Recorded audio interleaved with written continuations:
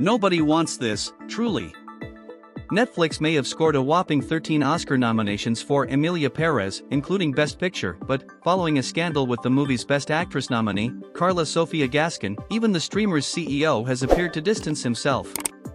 Power player Ted Sarandos sat with Erin Foster, the creator of Netflix's hit series Nobody Wants This, at the American Film Institute's annual lunch on Thursday, and away from the Pérez team, which included writer-director Jacques Audiard and co-star Zoe Saldaña.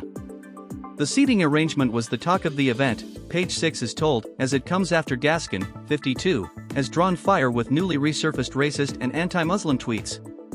"In 40 years in this business, I've never seen a debacle like Emilia Pérez," said one longtime Hollywood insider who has worked on many Academy Awards campaigns. Oscar battles are infamously inexpensive and often dirty business. Studios and streamers can spend up to $30 million to get their nominees up on the podium. And Netflix is said to really want the Best Picture award, which has, so far, eluded its efforts. Emilia Pérez is over for Best Picture, it imploded, the insider said. It still has a shot for Best Foreign Film, it depends on whether Academy voters want to punish the entire cast for one woman's mistake. It's so sad and horrible for all the people that made that wonderful film. Although Gascón continues to be repped by mega talent agency UTA, Page 6 has confirmed that she is now looking for crisis management. Netflix did not pay for Gascón to fly to the US from Spain for crucial days of campaigning, and multiple sources said that she may not attend the SAG Awards on February 23 in Los Angeles. Indeed, she may not even attend the Oscars on March 2, although she was in a New York Times ad last weekend and is in billboards along Sunset Boulevard, paid for by Netflix. "Do you think the Screen Actors Guild is going to let her through the door on the red carpet?" said the insider. "They are not admitting her to their temple. If she was smart, she wouldn't go to the Oscars, which is really so woke." A source close to the film said, "At this point we really don't know if Karla is going to the Oscars. Netflix is still actively campaigning for all 13 nominations. The only thing that is different is that Karla is not doing anything." Netflix did not respond to requests for comment. With regards to the AFI lunch, which had been pushed back due to the tragic LA wildfires, the film source pointed out that Bella Bajaria, Netflix's chief content officer, sat with the Pérez team and said the seating plans had been worked out well in advance. "Ted went between the two tables all day long," said the source. "It's a long and difficult and expensive and harrowing road to the Oscars," said the insider. "It can get very nasty. During campaigning, people can try to discredit their rivals. They will find skeletons in the closet. No one had to look too hard to find Gascón's, which journalist Sarah Hagi discovered right in her ex history." The star, who made history as the first openly transgender performer to be nominated for Best Actress, tweeted that George Floyd was a drug addict swindler just days after he was killed by a police officer in Minneapolis, spurring nationwide protests. "Every time I go to pick up my daughter from school, there are more women with their hair covered and their skirts down to their heels.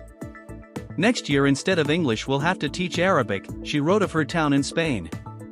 Of the 2021 Oscars, she tweeted, "More and more the hashtag Oscars are looking like a ceremony for independent and protest films. I didn't know if I was watching an Afro-Korean festival, a Black Lives Matter demonstration, or the 8M, apart from that, an ugly gala."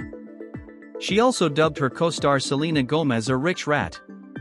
Gascón, who deleted her ex account, denied she is racist in a tearful interview with CNN en Español. On Thursday, she apologized to everyone who has been hurt along the way in an Instagram post. "She is in a self-destructive approach that I can't interfere in, and I really don't understand why she's continuing," her director Audiard told Deadline. "Why is she harming herself? I'm not getting in touch with her because right now she needs space to reflect and take accountability for her actions. We have reached out to Gascón for comment." Hollywood is buzzing with questions about why Gascón's social history was not vetted by Netflix, which now has a huge awards team that spans all the continents. "When you're a nobody, that's when people should be cleaning up your ST," said the boss of one digital agency, who charges around $10,000 to scrub social media histories. "One of the first things you do is a full audit, from social media to old accounts." Gascón didn't even think these tweets were detrimental to her campaign and didn't think to pay to have them erased. "She didn't think to hide them," said the Hollywood insider. How can she allow Netflix to spend millions and millions of dollars to promote her and not protect Netflix and herself? Netflix was creating a new life for her. She got paid $100,000 for that film. The stakes were so high, how could you not deal with this? When you're a nobody, that's when people should be cleaning up your ST, said the boss of one digital agency, who charges around $10,000 to scrub social media histories. One of the first things you do is a full audit, from social media to old accounts. Gascón didn't even think these tweets were detrimental to her campaign and didn't think to pay to have them erased. She didn't think to hide them, said the Hollywood Insider. How can she allow Netflix to spend millions and millions of dollars to promote her and not protect Netflix and herself? Netflix was creating a new life for her. She got paid $100,000 for that film. The stakes were so high, how could you not deal with this? One was nabbed in a now famous Best Picture battle between Saving Private Ryan and Miramax's Shakespeare in Love in 1999. For Shakespeare in Love, we used the playbook for The English Patient, turbocharged, on steroids, said Mark Gill, then Miramax's LA president, told The Hollywood Reporter in 2019. It was just absolutely murderous the whole way through. I mean, the hours were ridiculous and the demands were insane, just unbelievably crazy stuff. Things reached a head when word spread that Harvey was secretly badmouthing Saving Private Ryan to journalists, leaving Saving Private Ryan director Spielberg fuming, Gill added. Other Harvey tricks included putting out a press release that the late Queen Elizabeth II had seen the King's Speech, which won Best Picture in 2011. She had not.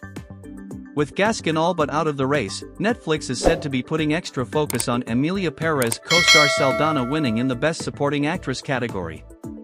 Saldaña won Best Supporting Actress at the Critics' Choice Awards Friday night, while Emilia Pérez nabbed Best Foreign Film.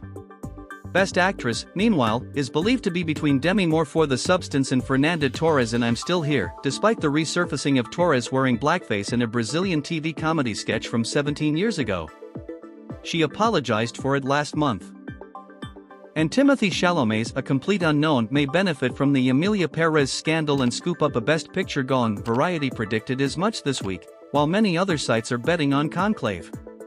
The recent LA wildfires that cost some stars, directors, writers and crew members their homes have cast a shadow over Oscars campaign season, with some wondering, does it look tacky and craven to chase awards right now? Best Actor nominee Chalamet, for one, has played his cards well, campaigning outside LA in creative ways, like his January 26th stunt as both host and musical guest on Saturday Night Live, where he joked about his multiple award show losses in his young career. The one thing that's not a complete unknown this awards season, how badly Timmy wants to win, joked the strategist.